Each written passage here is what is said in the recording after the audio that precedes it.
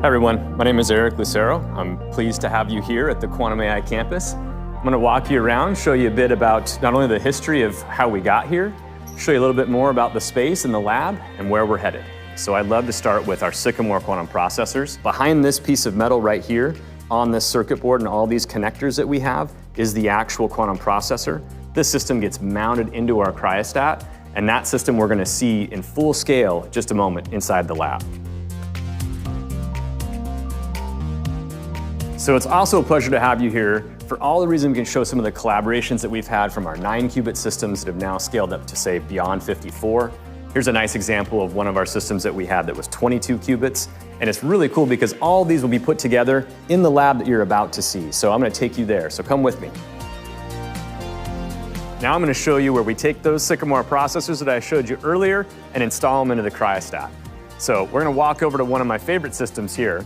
This little cryostat is what we use to cool those systems down to really a couple orders of magnitude colder than space.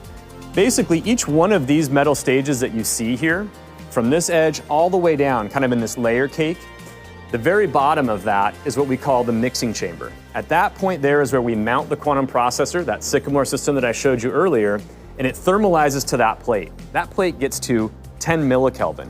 That's really cold. That's some of the coldest places in the universe. That's 2 orders of magnitude colder than, like, between 2 galaxies. All of that system runs all the way up the top where we have wires that come out. You can see over here on our control system, those are custom control electronics that our team, engineers here at Google, have done and designed specifically to control the quantum processor inside. I like to think of them as a music player, playing music to the qubits.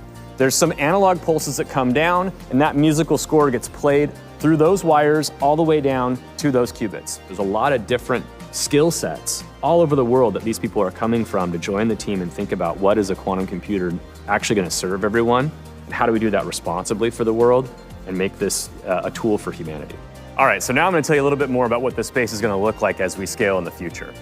Today, we are here right now at this point where we've just gotten past the beyond classical experiment.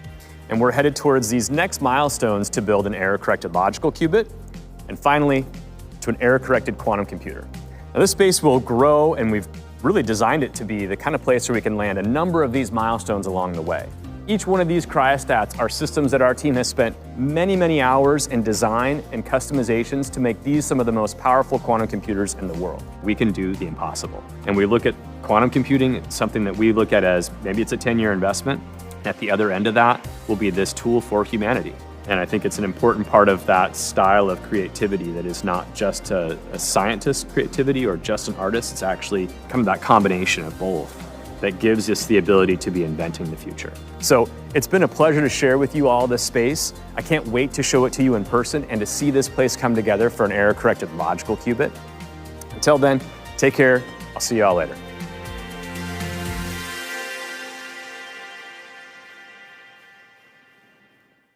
Freeberg, explain AlphaFold, please. This has been a difficult problem that's been intractable by humanity, and we've been challenged by it for decades. For this machine learning breakthrough to kind of be realized in literally less than 3 years, I mean, we can now predict what the shape will be from the DNA sequence, and this is going to unlock this ability. Everyone's now going to take their model, and then scientists will go away and they'll say, you know what, I want to do this particular thing on a microscopic scale. Let me design in 3-dimensional space a protein to do that thing. Okay, now let me go figure out how to make that protein by writing the DNA code, which is really easy if you can use this algorithm to solve that for you.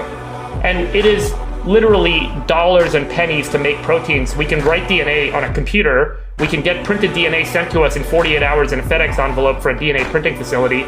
We can put it in a microbe, and we can get that microbe to make the protein for us in a day. The lab cost, any high school biology class can do this now. So by being able to actually figure out what DNA to write, based on the objective function of what do we want the protein to do, it's going to unlock this universe of things we can do in medicine, in environmental science.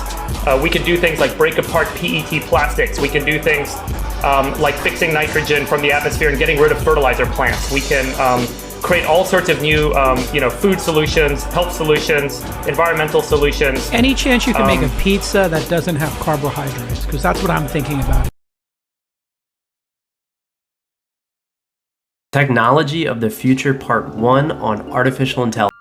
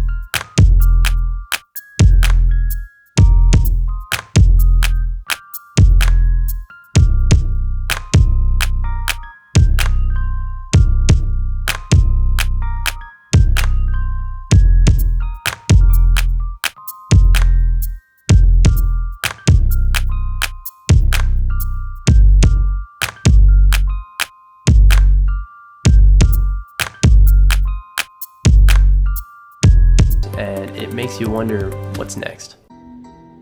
Facebook's had one seriously dizzying month. On October 5th, Frances Haugen testified before the US Senate that the company's leadership knows how to make Facebook and Instagram safer, but won't make the necessary changes because they have put astronomical profits before people. She revealed thousands of internal documents referencing a litany of social harms caused by their platforms. Since then, they've doubled down on their move to become a metaverse company, changing the parent company's name to Meta. They also removed the requirement to sign into a Facebook account in order to use the Oculus Quest headset, and they plan to rename the Oculus brand to MetaQuest. Lastly, just this week, they acquired the Netflix streaming virtual reality equivalent Within. So don't be surprised if by this time next year you find yourself watching the next Squid Games through a headset. Next, this week DeepMind acquired the rigid body physics simulator MuJoCo and made the project open sourced. Now, any robotics researcher looking to train artificial intelligence agents can do so without the $3,000 institutional license.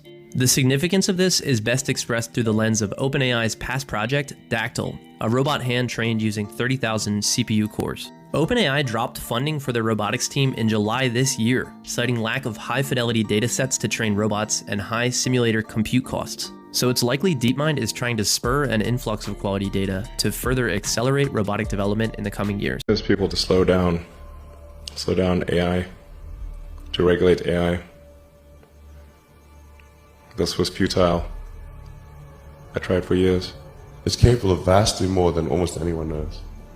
And the rate of improvement is exponential. And it scares the hell out of me. The biggest issue I see with so-called AI experts is that they think they know more than they do. And they think they're smarter than they actually are. The DeepMind system can win at any game. Progress in AI has been measured by how well we've succeeded in playing the games that humans play. We've already created systems that can learn to master chess and Go, and many people view StarCraft as the next grand challenge for the AI community.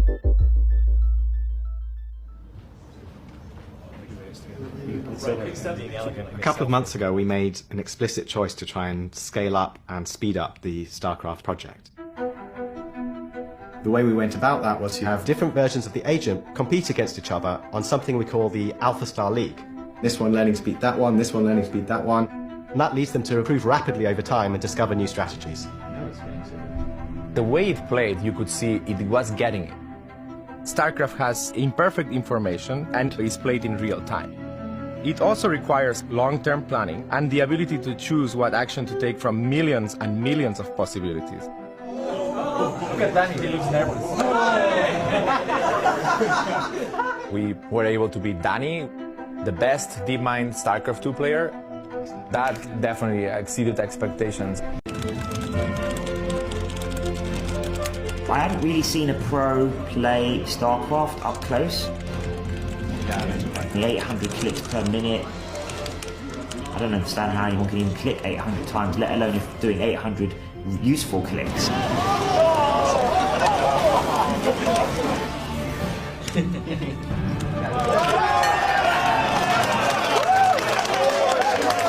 After the first match, I knew now it was on, and that I actually have to work pretty hard to beat this thing. I didn't want to lose.